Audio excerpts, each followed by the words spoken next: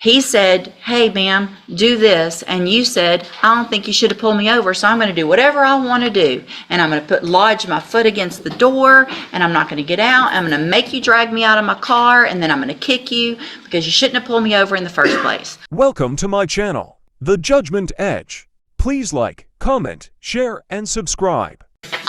So was there another one, and then this was an updated one?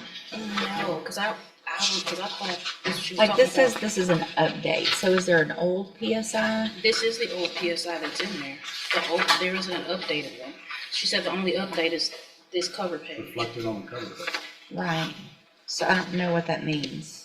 The only change reflected is the cover page. They didn't do it updated. Because I spoke with Miss Johnny and she said this is the same one from the last PSI. The old one is in here. Here's both of them.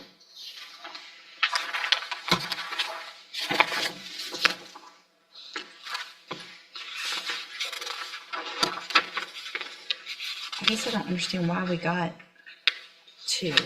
I'm very confused. Well, this was Remind one me. where she had pled and you refused to go along with it because she didn't accept responsibility for the crime. Uh-huh. And then we came back and she did accept responsibility, so we re-pled for the same. Okay. There was a different attorney involved on the first time and then I was appointed. Yeah, she pled in May of last year. Was for deferred with Tom Burbank.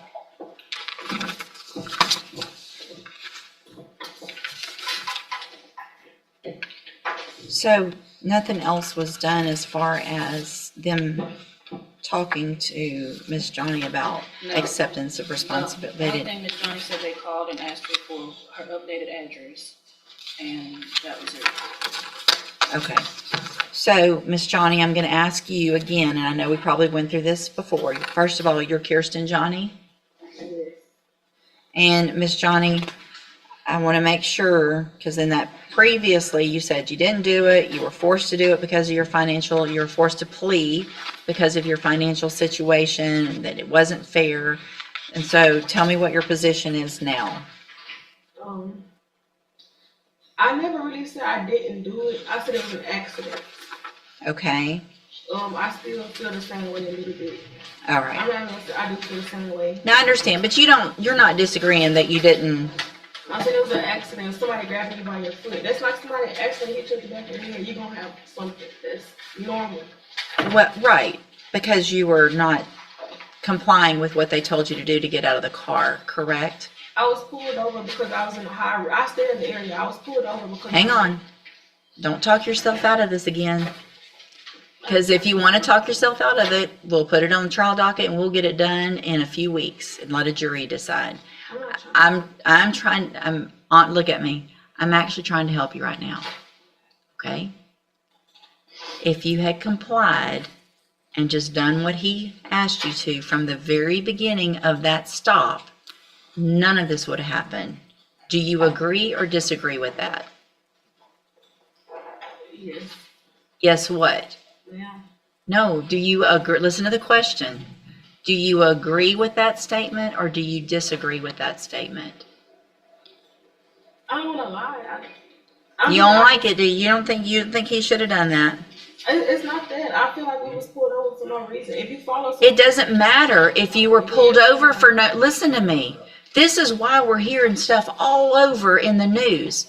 It doesn't matter what you think. If a cop pulls you over, then you take the ticket for not wearing your seatbelt. This is all over not wearing your seatbelt. And here you are in felony court and you're still not taking responsibility for the fact that he said, hey, ma'am, do this. And you said, I don't think you should have pulled me over, so I'm going to do whatever I want to do. And I'm going to lodge my foot against the door, and I'm not going to get out. I'm going to make you drag me out of my car, and then I'm going to kick you because you shouldn't have pulled me over in the first place.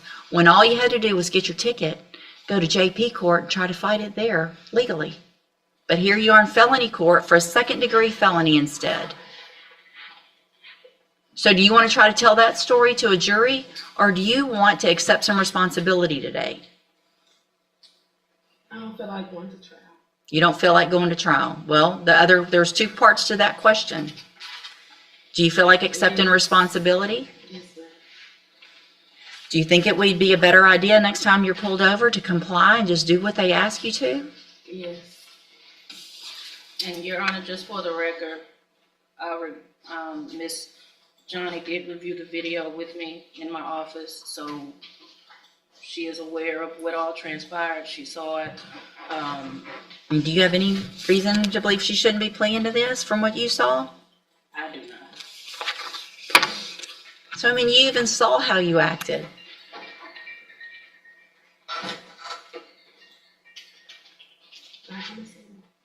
It's probably a good idea. All right. I'm going to find that you previously entered your plea of guilty freely and voluntarily. I'm going to find sufficient evidence to find you guilty. I'm going to follow the agreement that you made with the district attorney. I hope you prove me wrong on this, because I really have some concerns that you're going to be able to be successful, because you're not taking responsibility and you're not wanting to follow directions and things like that. And you're about to have 4 years of having to follow directions on probation. So I'm going to defer all proceedings for 4 years. You're ordered to pay a $500 fine. You're ordered to follow all of the rules and conditions of probation.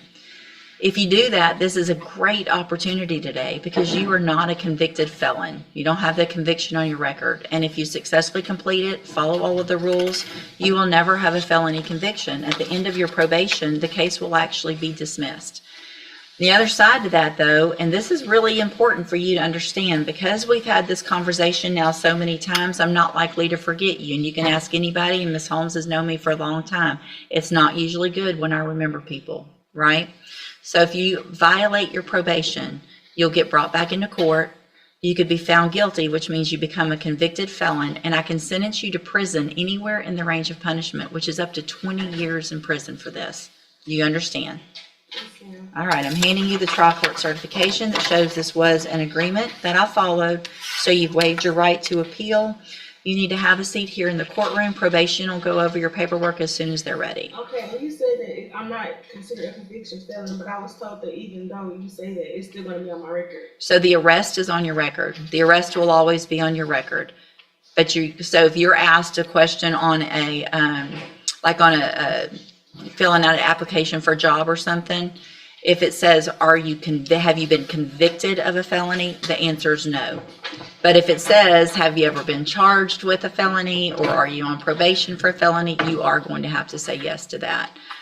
But the conviction part is still better than nothing, not having that conviction, right? Thanks for watching. Subscribe for more videos.